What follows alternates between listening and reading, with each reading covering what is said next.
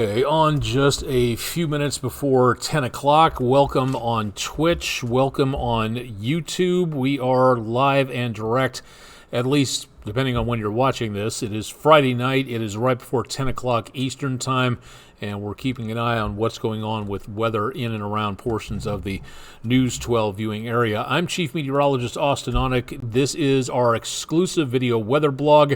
So far as I know, no one else is doing this in the Tennessee River Valley whatsoever. So if you have questions about what's going on, feel free to ask them. We may not be able to answer all of them, but we'd be glad to do what we can to keep you informed as to what's happening. And if possible, we would love to keep you informed as to what's happening with weather and science in general, if at all possible here.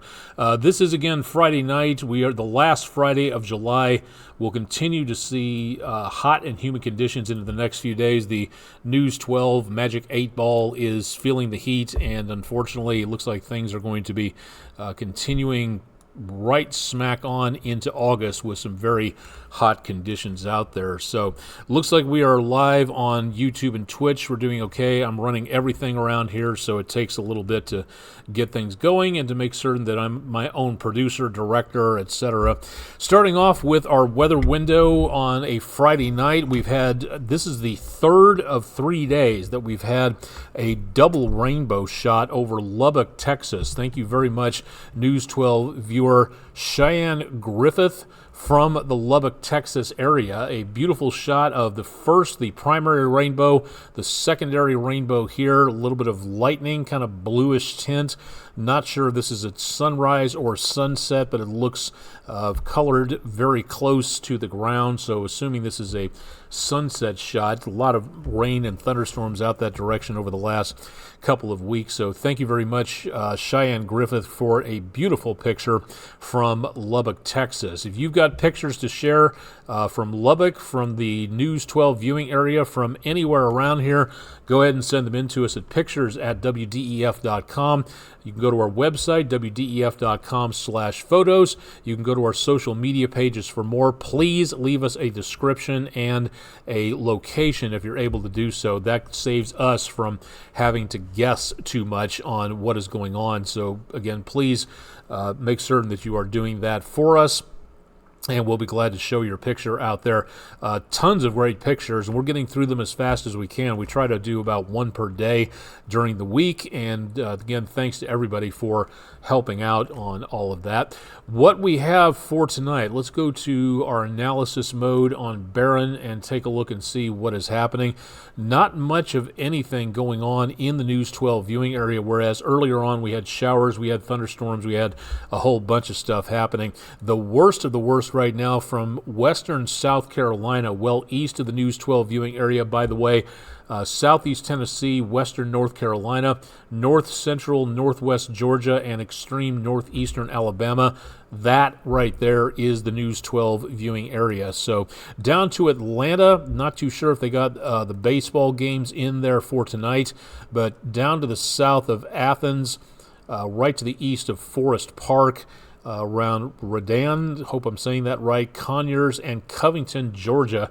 That's where the heaviest activity is taking place. So south of Atlanta and leaving down toward the south and to the east. And so far, it doesn't look like too much of anything else is really inbound. This is high top radar from the National Weather Service in Huntsville. So for right now, we're not detecting much of anything. Some spotty showers back toward the area of the Tennessee River going north across West Tennessee. Beyond that, just really not that much happening. So again, decently quiet for tonight, and here's hoping it stays that way. Let's take a look and see what's going on outside from the News 12 cameras. This one at the Tomahawk Crane and Rigging camera. It looks like there is nothing going on where it comes to anything in the way. It looks like construction for Friday night has ended, and nothing showing up in the way of big backups here. Matter of fact, pretty much everything around I-75, I-59, I-40, and all the way over. The only slowdown we've got is west of Jasper, Tennessee, along 24, and on the southbound area just to the northwest of Kimball.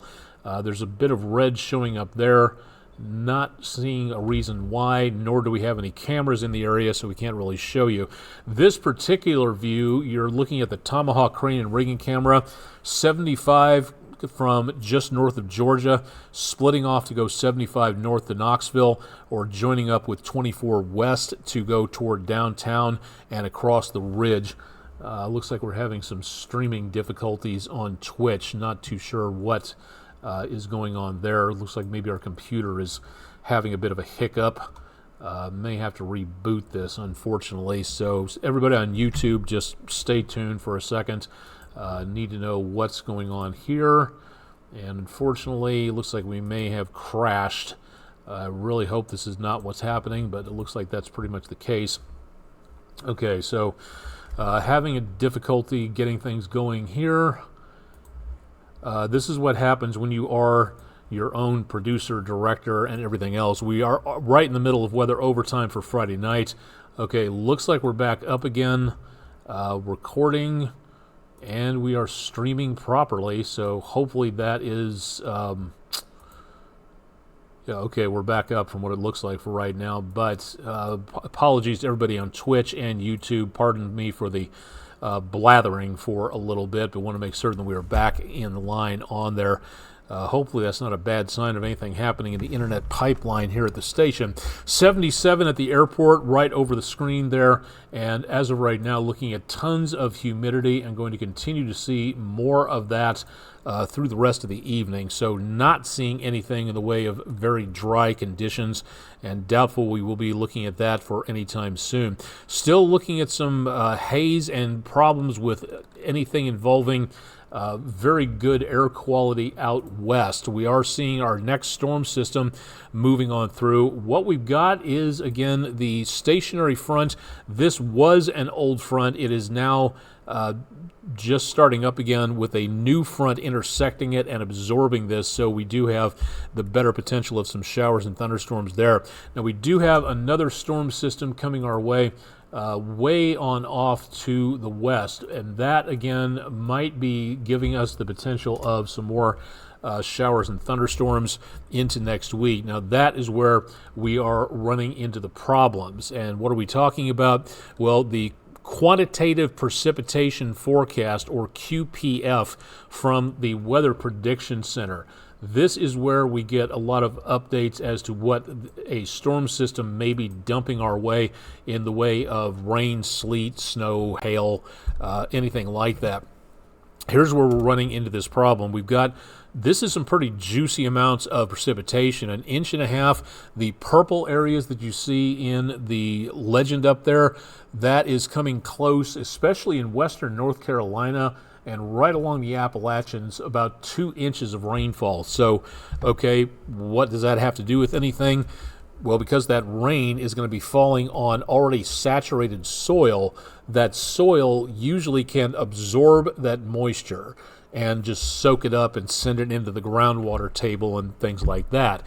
When the ground is completely and totally saturated, then the water hits it, it doesn't get absorbed, and it runs off very quickly. So, all of this could mean that we are seeing the potential of maybe some issues coming our way in the way of flash flooding. That is something that we really want to try to avoid if at all possible, but it's something, again, to consider at this time. So what exactly are we looking at for Saturday? Just a marginal threat. Again, the legend up here, this is a 1 out of 4 situation, so the lowest potential, but it is still a potential. Now going into Sunday, that threat increases to a slight, about a 2 out of 4 possibility of flash flooding. That threat continues, shifts a little bit to the east as we go into Monday, and then that continues as we go into Tuesday, again, mostly to our east-northeast, but we still get a slight to marginal threat of flash flooding. Please remember turn around, don't drown, find another way to get to where you're going. Again, it may take you longer. It may take you, again, a bit of time to plot another route, but never drive through water-covered roadways. You can't see if the roadway is there. You can't see if the current is able to float you away.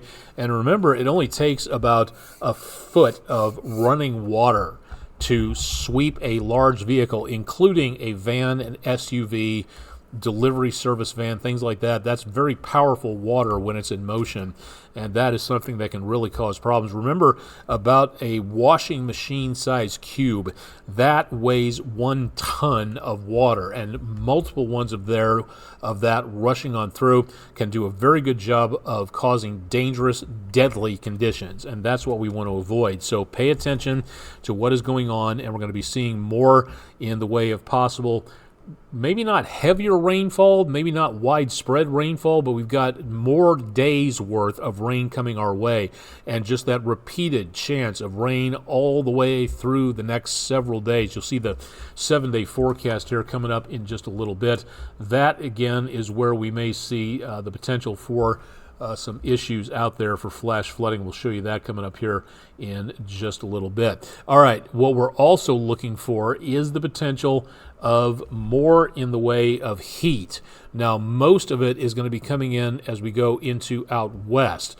The heat dome we've been talking about over the western U.S. is finally shifting its way back to the center part of the country, and we are seeing an uptick in an above normal chance of getting hotter weather in here. Again, normal is where you see the gray colored, even money chances basically on that.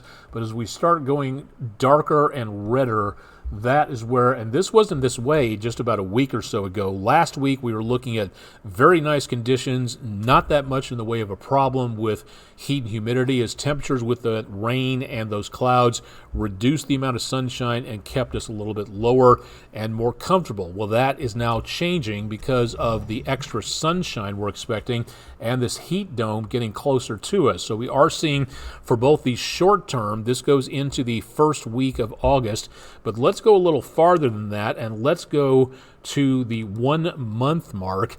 And this is about a week old, so this is going to be updated here pretty soon, I would guess, by the Climate Prediction Center. Very hot into the Appalachians, the Blue Ridge, the Shenandoah, all the way up toward New England. And we see that increase going from the not quite so above normal hot to the very much above normal hot as we get into around, again, middle to late August. And that, again, is where we really start to see the temperatures take a bit of a rise. Now that, again, does not show us anything in the way of, say, dangerous heat.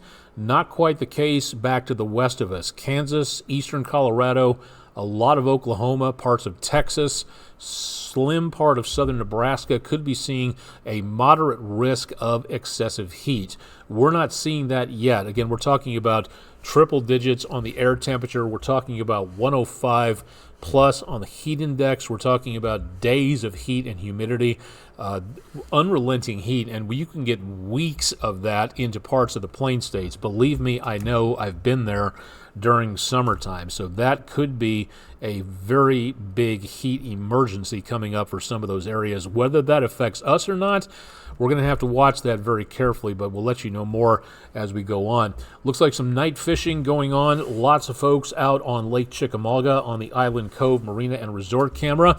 Again, you can watch all of our webcams at the EPB Fiber Optics WeatherCam Network, and that's available at wdef.com/weather if you'd like to see a little bit more there. Looks like another one. That's what, 1, 2, 3, 4, 5, 6, 7 boats out there in view. A lot of folks out and about for a Friday night. Hope everybody stays safe out there on that water.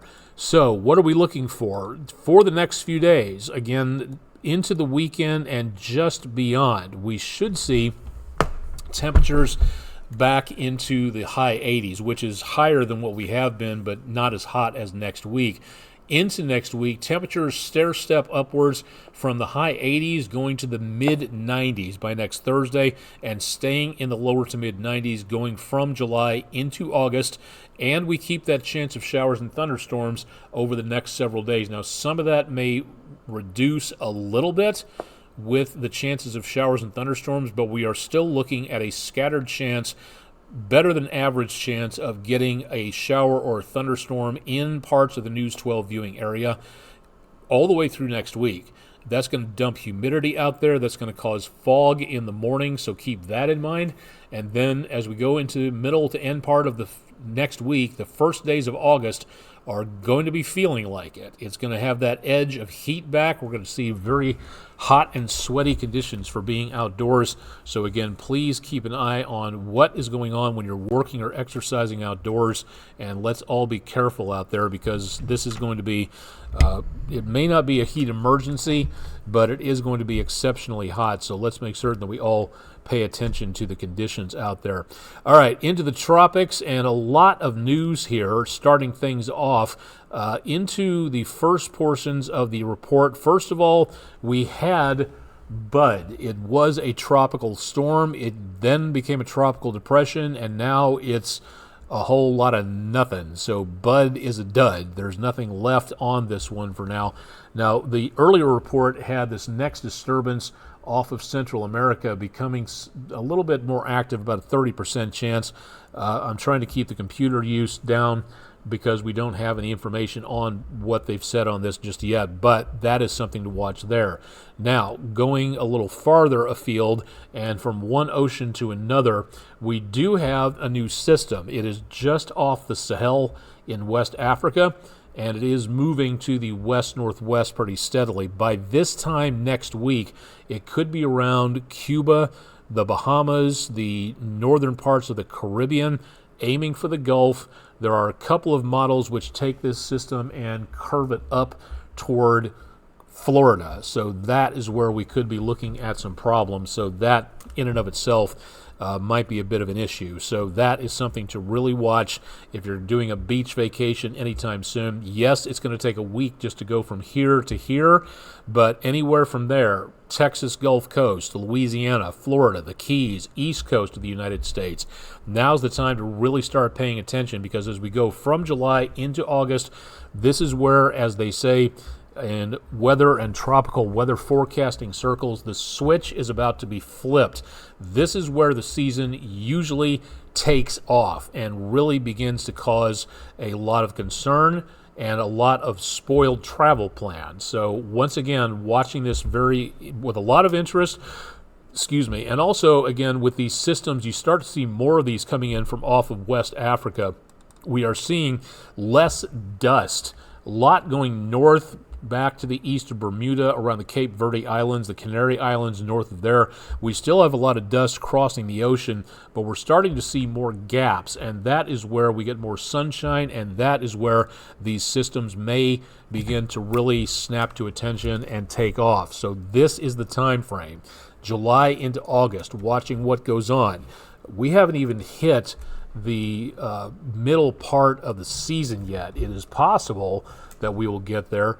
Let me show you this very good website to use, not that bombastic, very nice to know. Mike's weather page at spaghettimodels.com, and great source of ton of information on here regarding weather. I don't prefer websites that really get in your face shouting about things, and Mike's weather page does a very good, calm, straightforward job of letting you know what is happening. So something to take a look at there. This is what we are looking at. This is called the campfire graphic. This shows, again, this is a lot of what NOAA does, keeping an eye on what's going on with the weather, tracking tropical systems, forecasting information. This is something that really pays off with research and data collection and all sorts of things about science, to where we start to see right between July 1st and August 1st, that uptick, and then August into September, that is where we really get into a bit of a problem, because that's the big ramp up to the peak, which happens around September the 10th. So we've got a long way to go before we get to the end of hurricane season. We're coming up on August the 1st. That's the 8th month out of the year. That's August, September, October, and November. So we still have 4 months to go when it comes to anything involving looking toward the end of a hurricane season. And remember, we've only got the A, B, and C storms out of the way. we've again got some situations to deal with here. All right, so for today, our friendinroofing.com weather poll.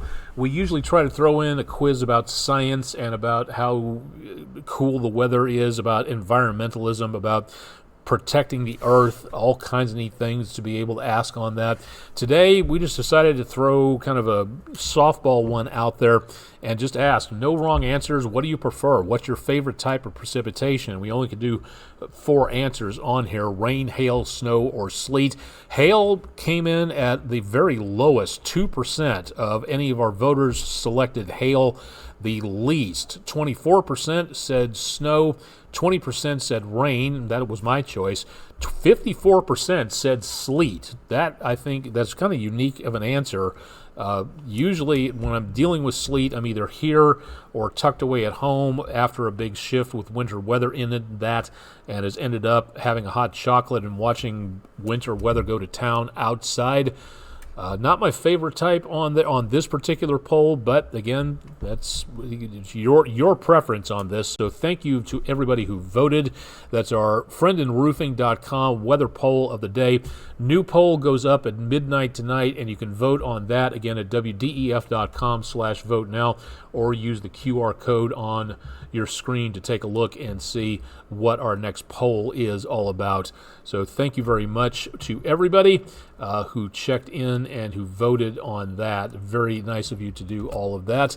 And of course, that's available through our website at wdef.com. Next weekend, next Saturday, weather permitting, August the 3rd, again, weather dependent, those are 2 very important words here. The Barnard Astronomical Society will be holding a star party at Cloudland Canyon State Park in the disc golf area. That's in Rising Fawn, Georgia.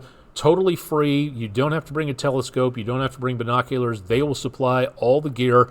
Great opportunity to show up, learn about astronomy, the night sky, the heavens, the universe. Have your kids learn about some very cool things about scopes and spotting and going out. The next meteor shower, the Perseids, are going to be peaking very soon, so something to learn about there. We'll talk more about that over the next several days. But once again, if you got questions, go to their website. Also, follow them on social media, Facebook, X, and Instagram, if I'm not mistaken. They will post information on some of those sites. I don't know about all of them, but they will post information on there about if they have to postpone or cancel, so that you can give you an update on that by staying tuned. barnardastronomy.org if you'd like to see more, and again, follow along for more details there. Please put it in your calendar. The National Weather Service in Morristown having an open house coming up Saturday, September 28th, 2024, from 10 a.m. to 2 p.m. That's at weather.gov/MRX, or on our weather page. It's down below the forecast at wdef.com/weather. Your opportunity to find out what NOAA does and what is done under the National Weather Service and why NOAA does a spectacular job, much more than any private forecasting firm could do, in my not-so-humble opinion. So, great opportunity to learn. Thank you to the National Weather Service Morristown for holding this open house. Really great to be able to see that out there. What else do we have to talk about here? NOAA ocean exploration. If you can't get to the ocean, how would you like to dive beneath the surface in the Gulf of Mexico with NOAA ocean exploration and take a look at the area that was affected by the Deepwater Horizon oil catastrophe? That is, again, seeing open ocean restoration going on. The first meeting has already been held. That was Thursday at 4 p.m. Introduction to invasive species, in this case talking about lionfish, spines, poisonous fish that take over areas and eliminate the natural species. The next one is coming up Sunday, July 28th, this Sunday, 3 p.m. Eastern. It's all about life at sea. Again, that's at the website. You can find out more through NOAA Ocean Exploration.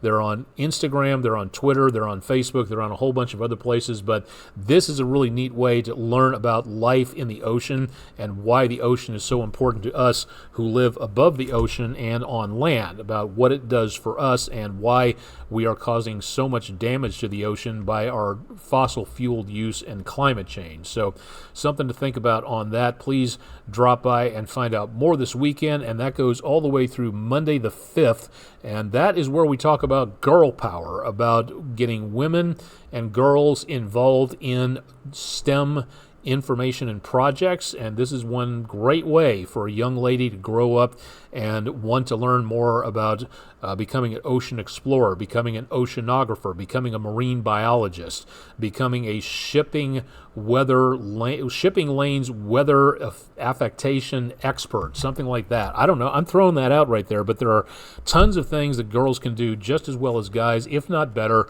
and this is one great way to learn about that. Have your daughter tune into this. This is what I try to get my daughter interested in.